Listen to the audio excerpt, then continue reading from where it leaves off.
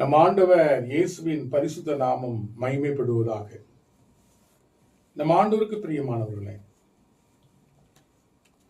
தீராத கஷ்டங்கள், தீராத கடன் பாரங்கள், அதிகமாக சொல்ல போனால் தீராத வியாதி பலகீனங்கள், எத்தனை மருத்துவத்தில் போனாலும், எத்தனை மருந்துகளை நாம் உட்கொண்டாலும் வியாதி சுகமாகிறது இல்லை, சுகமே இல்லை.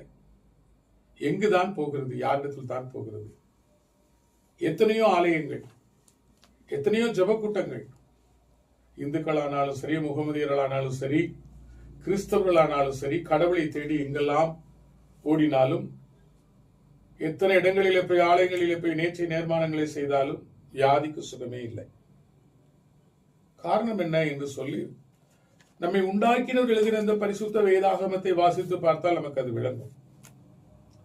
நம்மை உண்டாக்கினவர் எவ்வளவாய் நம்மை அன்பு செய்கிறார். அவர் அன்பு செய்கிறபடியினால் நமக்கு ஏன் இப்படிப்பட்ட ஒரு நிலை என்ற ஒரு கேள்விக்கு நம்ம அவரிடத்தில் போய் மன்றாடும் பொழுது, சத்தியத்தை நீங்கள் அறியும் பொழுது சத்தியம் உங்களை விடுதலையாக்கும். உண்மையை நீங்கள் அறிந்து கொள்வீர்களானால் தவறான தேடுதலிலிருந்து, தவறான பாதையிலிருந்து, தவறான எல்லா விதமான போக்கிலும் இருந்து நீங்கள் நான் சொல்லும் வழியிலே, நீங்கள் அந்த வார்த்தையின் வழியிலே என்னை நீங்கள் கண்ணோக்கி பார்த்து நீங்கள் ஆலோசனை கேட்டால் உங்களுக்கு சுகம் உண்டாகும் என்று சொல்கிற விதத்தில் பரிசுத்த வேதாகமம் தெளிவாய் சொல்கிறது.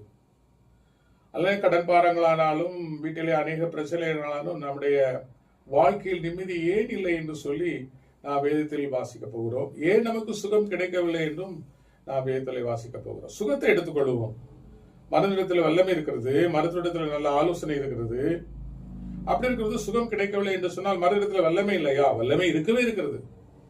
மருத்துவத்தில் நல்ல ஆலோசனை இல்லை, நல்ல ஆலோசனைகள் இருக்கவே இருக்கிறது. மருந்துகளை எடுத்துக்கொண்டோம், மருத்துவர்கள் சொல்லுகிறபடி நல்ல ஆலோசனைகளை கேட்டு அதன்படியே நாம் நடந்தோம். ஆனாலும் சுகம் கிடைக்கவில்லை என்று சொன்னால் அவரிடத்திலே நல்ல ஆலோசனை இல்லை, மருந்திடத்திலே நல்ல வல்லமை இல்லை என்று சொல்லவே இல்லை, சொல்லவே முடியாது. ஆண்டவராகிய இயேசு கிறிஸ்து தெய்வமானவர், சக்தியானவர். தனது சக்தியை, தனது வல்லமையை அதில் வைத்திருக்கிறார். அதில் எந்த மாற்றமும் இல்லை. ஆனால் நோயாளிக்கு சுகம்தான் கிடைக்கவில்லை.